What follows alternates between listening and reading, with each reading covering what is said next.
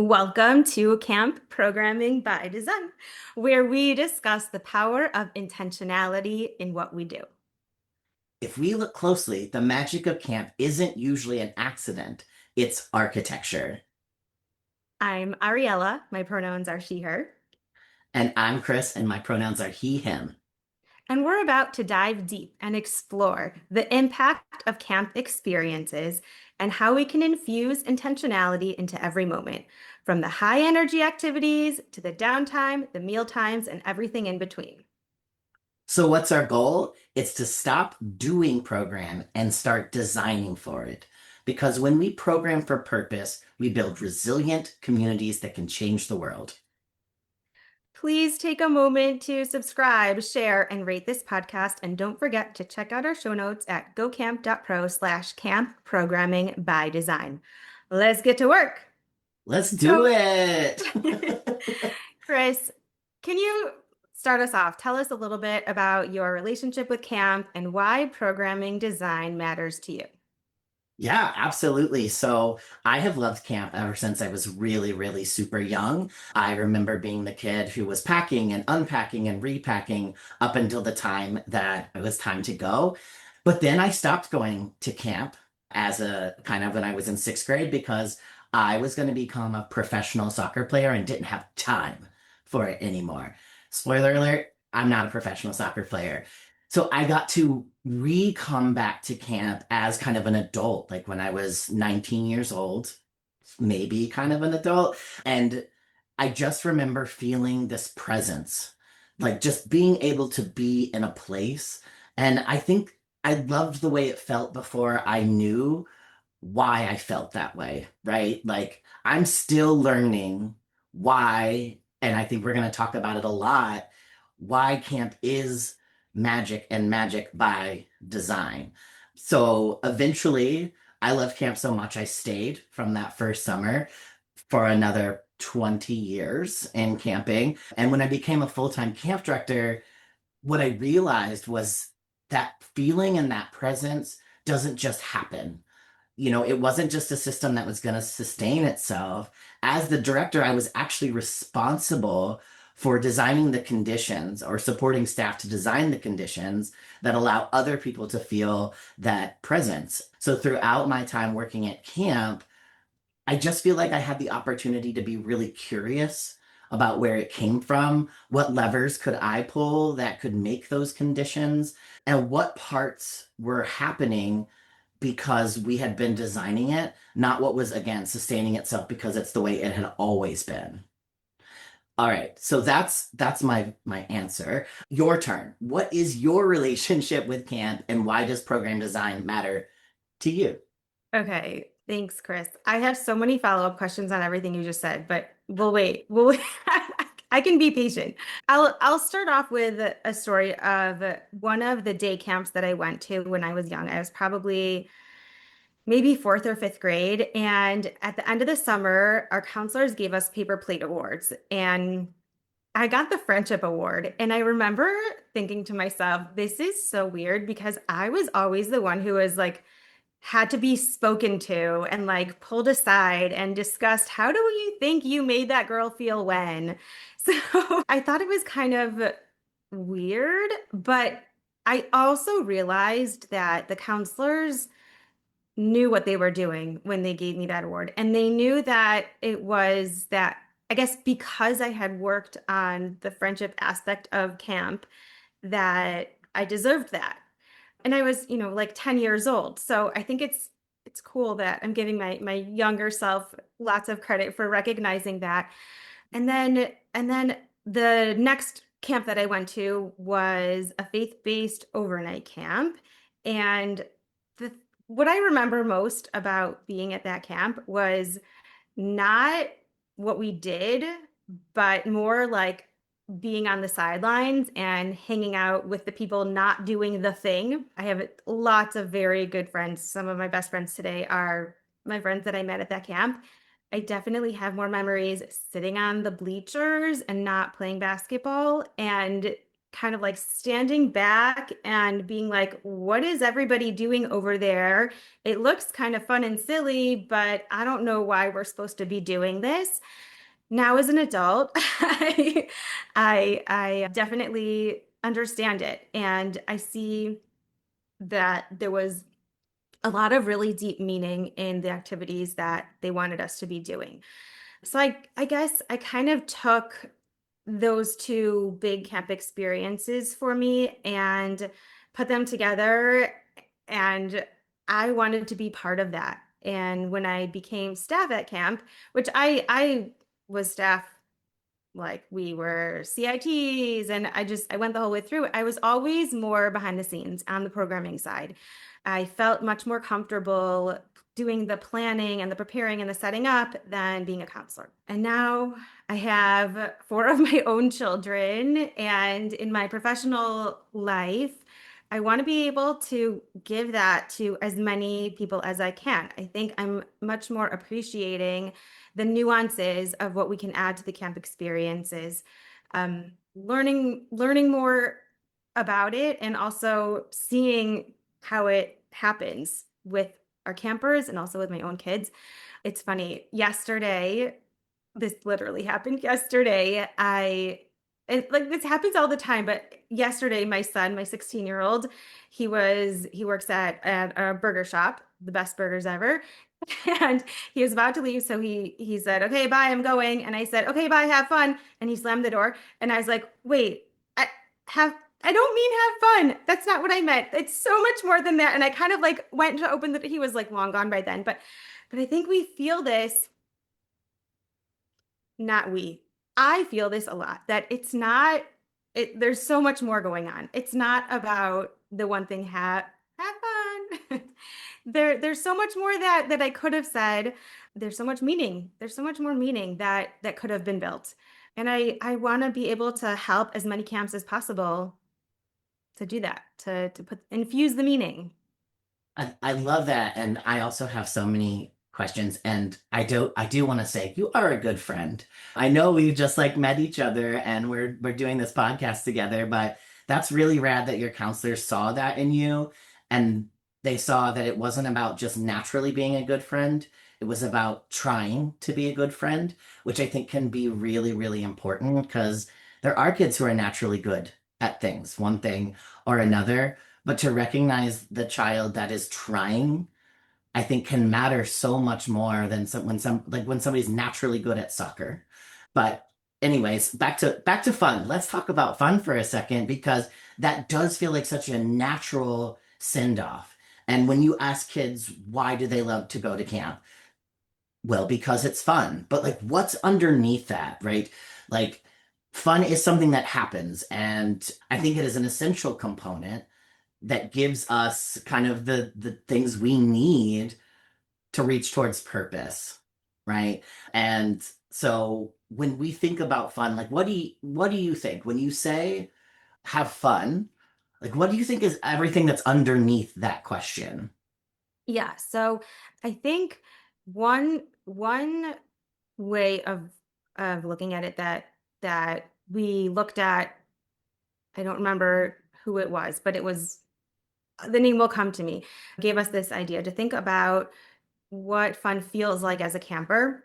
And as a camper, what we discussed, this was a couple years ago, that when kids feel successful, is that feeling that they call fun. So, I mean, we can talk about my son at his little job, but our campers, like if they're working on a skill, you spoke about soccer. So when you score a goal, you say that was fun. Or when someone passes the ball to you and you're like excited, oh, I got the ball, that feels like fun. So for our campers, when we're, and adults also, when we're successful at something, that's one way of calling it fun. And then another way, well, there's a lot of things. There's a lot of things to look at fun, but I think the part of it that we want to focus on is the, like, what does the camp want the kid to feel what do Hmm. we, as the people planning everything, how do we want, what are the times that we want our campers to feel fun? And is it always? Is it every moment, every second of every day? And there's so many aspects of it that we can bring forward. What are the important ones to us? Why are our kids at camp? I guess we can ask another question. Why are we doing what we're doing? Why are we doing what we're doing at camp? We can also ask why are parents sending their kids to camp? It could be because the parents want the kids to have fun. It could be because totally different reason. They want their kids to make new friends or to learn a new skill, learn how to play soccer, get exercise. So there's so many different aspects of it that we can look at. Maybe we should start with, why are we doing what we're doing? I think as planners, as camp directors, as the people behind the scenes, the program directors, what's our goal? We'll start with our goal, because the parents Yeah. can choose a camp based on what they want. But what is our little tiny, what do we want to happen this summer? Yeah. I want to riff a little bit on this connection between fun and purpose because I think really talking about design, and this is kind of what I was thinking about. For example, a sport. I have to say again, I shared that I wanted to be a professional soccer player. Sports was my whole life when I was growing up. I had two kids who could care less about watching sports, playing sports. And I think about my son's experience playing basketball. I really wanted him to play basketball, and it was so beyond obvious that it wasn't his thing. And so we had to readjust the purpose, right? The purpose was not going to be for him to become LeBron James, right? Every other kid wanted to be LeBron James. And I swear to you, one time Milo came off the basketball court and said, I wasn't playing basketball, I was pretending to be a mushroom. Nine LeBron James and one mushroom. Right. So we had to switch the purpose. The purpose was not for him to grow skills. Like, what could our purpose be? Was he good at basketball? It depends on what the purpose of the basketball was. If it was for him to grow, learn teamwork, learn sportsmanship, he actually was one of the best kids on the team because when another kid fell down, he would stop and he would help that kid up. He never took a shot. He never made a rebound, but he would help kids up. And to us, we were able to refocus on him having fun. I mean, he was like the kid who was like zipping around the court, pretending to be an airplane, having the best time Yeah. in this infrastructure of basketball. So I think when we think about that interface between fun and purpose, that's what we're talking about, right? Hmm. So Hmm. for camp directors, for us as camp designers, we have to have purpose because purpose is actually what leads us to creating the conditions for fun. Like, fun is what happens when we are accomplishing our purpose, and we just want our purpose to be in alignment, especially when we're designing for staff. I I don't think it's very common for program directors, camp directors to ask themselves, what's the purpose of this? Mhm. I might be wrong, but in the camps that I've been to, it's not commonly asked, what's the purpose of doing this, or why are we doing this? Probably program directors do talk about purpose a little bit more. I would say camp directors talk more about the mission of the camp. And when we're designing programming, we like we there's so many things that we could say, what's the purpose? And there could be so many purposes. It could be a logistical purpose, it could be a staffing purpose, it could be our shipment didn't come in, so we're shifting gears. There's so many different little things that we could answer the what is the purpose question. I think we can take it one step further, and we can go to the mission of the camp. And then anytime we need to tweak or adjust, or if there's new people working at the camp, maybe we could go back to the mission. What do you think about that? Yeah, I actually think the mission is like the capital P purpose, right? Like those two things feel really interchangeable to me. Like our mission is what we can get everybody in alignment over, which should be, right? Like us aligning to our mission accomplishes the purpose of our work. Now there's a hierarchy of purpose, right? You give the example of making sure the kitchen order is in on time. Well, we can't accomplish the capital P purpose if we're not feeding the kids, right? So there is purpose that is kind of like nestled within the big purpose. But when we talk about alignment, everything, everything should be leading to your mission. And I know when I've talked to camp folks, sometimes they don't know what the mission is, right? I talk to a lot of camp professionals in my line of work, and I can't tell you the number of times I've been in a room where I've asked people, do you know your camp's mission? And half the room is like, no. And I'm like, well, how do you know then? What is your metric? How do you know you're accomplishing your purpose if you don't know what your purpose is? And I Right. think that there's so much about getting folks in alignment as an act of motivation to do the really hard work of being camp staff. Camp staff need to know and agree with your purpose. Yeah. Yeah. I think what I've seen is that a lot of times the like official mission statement of an organization is often long and technical words and not really like campy words like leadership skills. Right?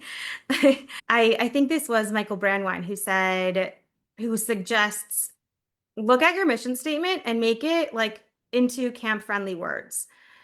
So maybe that's what we really need to do in order to, right? Let's like think like our focus is we want to make sure that everyone's on the same page.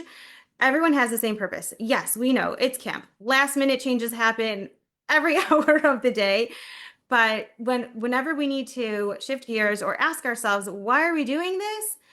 Let's make sure that we're hitting on one of our mission pieces. And we need to make sure that we know what that is. I think you said that like everyone in camp, it almost seems that nobody in camps know what the mission statement of the camp is. I definitely can't tell you the exact mission statement of any camp that I've worked at, but I Yeah. I definitely could sit for a few minutes and think about like at least three things that we want to make sure happens in every single piece of the day. So maybe that's what camps need to be doing is making it more Mm. camp friendly type of mission. Put out there, make sure everyone knows it, and run with it. I love that. This is one of my favorite things. So I just pulled up a mission statement that I wanted to read to you and see Okay. if you could think about maybe where it comes from. So this is the mission statement. Give people the power to build community and bring the world closer together. That sounds like a great camp mission, right? Yeah. It is it is Facebook's mission. Oh, wow. That is the Wow. I have mission chills. statement Okay. of Facebook, which I think again, give people the power to build community and bring the world closer together. That's almost the opposite of what is actually happening with Facebook. And how often do we see, right? Like, this is the mission they're trying to accomplish. By that metric, Facebook is failing. And Interesting. when Yeah. when it gets like overgeneralized like that, again, that could be a camp's mission statement. And I would hope they're Mhm. delivering it differently than arguing with Mhm. people's aunt and uncle in the comments section about any given post. So many places, and this is just bigger than camp, don't align with what their mission actually is. And that's just a fun, tangible example when you water down things to like use buzzwords, like how is that being operationalized? Yeah. And Yeah. yeah, bringing it back to camp, like how do you operationalize a mission statement? Mhm. Mhm. I think the how it even we're not I think I want to even go back to like the statement itself, because just that, like, it's one sentence, and you could see how they do it. You could see how it is done. Forget about if it's successful or not, Yeah. or winning or losing in the way, in what actually happens. But just the fact that you can, like, picture, oh, okay, that's what we want to happen, and anyone who's working can, like, really understand, oh, okay, is what I'm doing right now in alignment with building community, yes or no? So i Mhm. think Mhm. i think that's something that we can really ask ourselves, because I mean, we even take building community as an example. That was one of the things it said, right? So in Yes. our camps, right? So a lot of time, sometimes when we're doing like a regular activity, building community is cheering for each other, right? Mhm. Making each Yes. other feel good. That's building community. But what about sitting in the dining room, right? During meal times, are we building community when we're sitting at meal times? So when we are doing like the traditional campy activities, like playing a sport, or putting on a performance, we know how to say, yes, this is building community, or whatever type of thing that our camp is trying to do. I think there's so many other things where we are building community, or we are doing the thing that we want to be happening, and we don't even realize it, Yes. Yes. like at meal times. And on top of that, there's also times where we think, or we're doing a regular camp activity, or we could just push it a little further. Like, some camps that I know of are playing sports, doing regular camp activities, and they don't even realize that they are checking off all these things that are on their list of mission and purpose. And when we bring that forward, when we know really clearly what our mission is and what our purpose is, we can much more easily bring that forward for our staff to be aware of, and then we can make it we can also transfer it to the kids, that the kids are being made aware of what they're doing. There's so much, right, that deeper level. Yeah, I love that. And I think, okay, so let's use that line again to build the power of community, right? It's I think one of the most impactful staff training activities is to sit with your staff and go through your mission and say, like, what is this going to mean for us? Because it really should be simple as build community to bring the world closer together. That is an excellent mission statement, good, bad, or indifferent for who it's for. So sitting with your staff and saying, all right, our mission statement starts with give people the power. Okay, what does that mean? What can that look like in a camp environment? That means when you are deciding what activities to do, give some power back to your kids. Let them help sculpt it. And we're going to give them the power to build community. How do we do that? What does that look like at soccer? What does that look like at archery? And how does that bring the world closer together? So, really drilling into that, I think gives camp staff the understanding of what your purpose and your mission is in like real terms that are translatable to the work that they're going to be doing. But I think really the biggest thing to me when I talked about mission with my staff when I was a camp director is you can use that as shared language for motivation. When it is July 15th and it's 100,000 degrees outside and everybody's grumpy with everybody else, you can sit folks down and say, like, okay, let's bring it back to mission. How do we have our reality of we've all been working really, really hard together? And how do we reorient to purpose in a way that it leads to intrinsic motivation for our staff?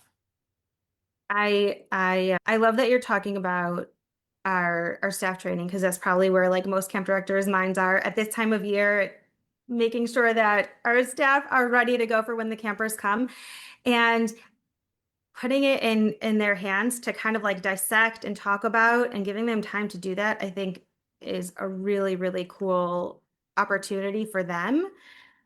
And I also think I love what you said at the end that you're giving, in the middle of the summer and bringing that back in and reminding them that all this hard work they're doing, yeah, you haven't slept in a month and you've had, you really, really, you're really working hard, but look what you have done. Remember, 2 months ago when we talked about X, Y, and Z, you did that and bringing that to them and making them feel really, really good about it. Because when our staff feel good about what they're doing, it trickles down to the campers, and the campers really, really feel it. I think, I mean, I have so many examples of myself as a camper and also watching my staff doing it that when the staff are all in, then the campers are also all in. The campers have so much more fun and they're so much more enthusiastic about what they're doing when their counselors are also enthusiastic about it. And then on top of that, when the counselors like know all the good things they've done, then they can talk about it with the campers and they can I'm like imagining me seeing that scene happening when I was a camper. Like if a counselor would have come up to me and said, "This is what we're doing." I mean, it could be that it happened and I was just like, whatever, that's a conversation for another time. But if they were, if they were into it in a different way and recognized that I needed to be pulled in and explained to me in my own way, and it could have taken me so much further. It could have made such a much bigger impact on me when at the time. Yeah. Yeah, I think, yeah, when I think about mission, I don't know. I'd like to know your thoughts about this. Like how and when do we start that conversation with our staff? Like at what point do we need our staff to know like this is the purpose of our camp? I think there's plenty of camps that the people who are doing the planning also aren't really clear on what the purpose should be. So I think it better late than never, right? If you're not there yet, now's a great time to do it. Even if it's in the middle of the summer that someone is like hearing this or reading about this idea, when the person leading the soccer activity knows, are we focusing on teamwork or are we focusing on soccer skills or are we focusing on leadership? What, hopefully all three, but I remember actually a camp director saying to me once, we're not really a sports camp because we were trying so hard to fit this big leagues and like all these sports things in. And then we kind of were like, wait, we're not a sports camp. I think your question was, when does that conversation need to happen? And I think on top of that, who needs to be part of that conversation? Not maybe not conversation, but who needs to be aware? Right? Like if only the one person who wrote the mission statement is aware of the mission statement, there's no point. Or the parent who went on the website and read the mission statement and was like, "Oh, that sounds good. Apply." Right? And that doesn't help us. So who needs to be aware of it? And then like the question of when, I guess we can add to that like how often. How Mm. often do we need to remind ourselves? Ooh, I think that I don't even know that it becomes reminding ourselves because I think mission statement is actually rather academic. I Yeah. think that it can be a set of words. The actions of our staff are what give it meaning. Yeah. And so I would rather be able to ask my staff questions like how do you think that game of soccer, how did you use giving people the power of community in the soccer match? I don't need them to say the mission statement. I need to know how their actions align with the mission statement. So I think really when I heard kind of your answer, a couple of big themes kind of emerged for me, right? Like step one has to be, is our mission statement the right mission statement? Did somebody write this in 1820 and now it is literally irrelevant? Or did somebody write it in 1820 and we actually want to reestablish connection with that mission? So that's first step is your mission right? You got to get that far first. Then I feel like another piece that I can pull out of what you said is when you bring in staff, you have to bring in staff that will resource your mission, right? Like you can't bring in staff that cannot align with your purpose or your mission. And then the third part of the plan seems to be not only do you have to bring in staff that can align, you have to teach them and resource them to engage and to activate that mission. There's so many different parts, and I think for someone who isn't already doing this, I'm sure it feels overwhelming. I feel overwhelmed, and I've been talking about this with you for months already. So I'm sure this feels overwhelming, and I think baby steps and you're already doing it. You're already everyone, right? Our camps are awesome, and what we're talking about is just making them a little bit better. I think I want to focus on the last thing about kind of like debriefing with the campers and like the campers being able to talk about what just happened. Ooh, I heard a really cool thing. I think it was also Michael Brandwein. How does it go? It goes, what, so what, now what? What happened? How does it affect us? And now what? How are we going to go forward with it? And that's such like a quick thing to like a quick debrief type of thing that the counselors can do with the kids. And then the kids, the campers, realize what just happened. Oh, I passed the ball to someone who I've never passed the ball to before. That builds community and teamwork and lets them practice with this skill also. And there's so many cool things there. But before that happens, the counselors really need to understand what their purpose is and also what the camp as a whole wants for the campers. And before that happens, before the counselors are able to do that right on a whim at the end of the day when everyone's tired but still be able to have that conversation, they need to like really have it in their head. In order for them to really have it in their head, the people, who are teaching them need to really, really understand it. So there's so many different layers. So like just one little thing at a time, baby steps. But that debrief, I think is so important. And right, because there's as I'm learning as an adult, there's so many different types of ways we learn things, right? Like everyone's brain picks things up differently. Some kids like understand that, oh, I passed the ball, that was a good thing. Not just because we scored a goal, but like there were so many good things about that. Some kids like know right away, and some kids don't. And adults also.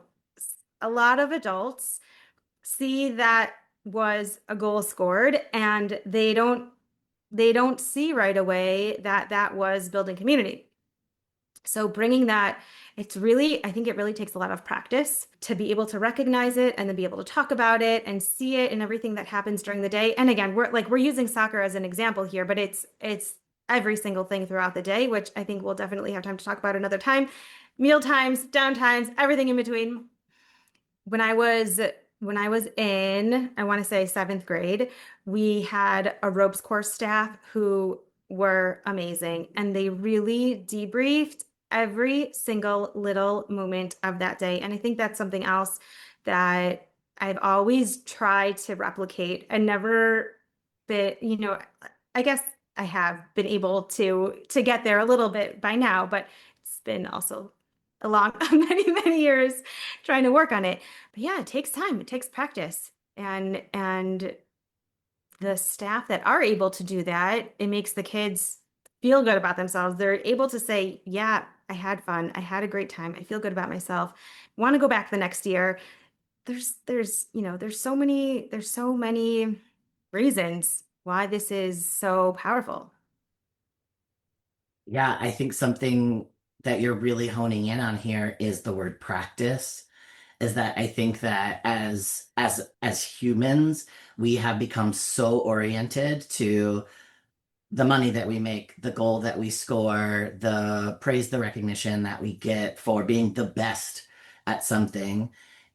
And so I think there's some unlearning that has to happen, and you have to be intentional and slow with kids around that, right? Like if that kid knows that it was a good thing that they passed the ball, that's because probably some adult at some point said, hey, it's awesome that you passed the ball. And if they're not getting that at home or at school, right, we have this opportunity at camp to be the people that points out the stuff that isn't the goal, that isn't being the best. It is you are becoming better at building community. And the more we build that community, the more the community I feel like will take care of itself, like take care of each other. And it doesn't mean we always score the goal. I've been really thinking about this in the context of camp, the idea of winning. And what does it mean to win? And the biggest question that I'm answering as an adult, again, who was very driven by winning in my youth, like, can you have fun if you don't win? And I think just even 5 years ago, I would have said no, like, it is not fun. Like, you take the losses so you can enjoy the wins. But what are the micro moments in a program where a camper loses that still allows them to have the conditions for fun? And I think that question is one that camps are actually really good at answering. Like, they build into any type of competition that winning and losing is actually not the metric, that all the steps to get to either one of those places can be opportunities for growth and alignment with mission. That's beautiful. That's really beautiful. I think we hit on some really important things. We talked about who needs to be involved in the conversation about what our goals are, what our purpose is. We talked about how to make it happen. I know we only touched a tiny piece of it. We talked about when the conversation should start.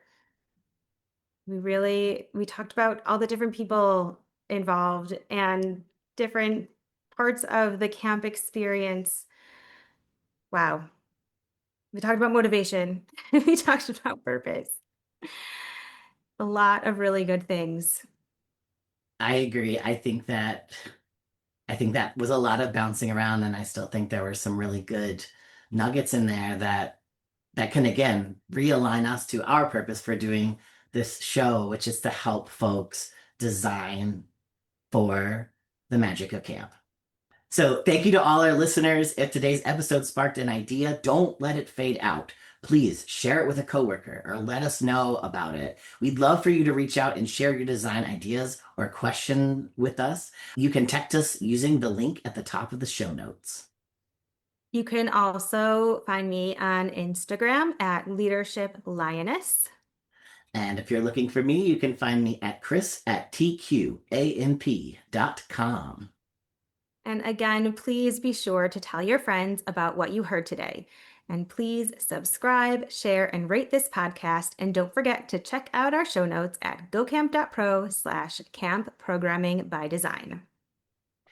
Camp Programming by Design is part of the Go Camp Pro podcast network. Check out all our other podcasts at gocamp.pro/podcast. And thank you to our producers and the entire Go Camp Pro team. They matched us, Chris, you and I, they matched us together. That's definitely also part of that camp magic that, that we talk about. And again, thank you to our listeners for joining us today. And remember, the best camp moments happen by design.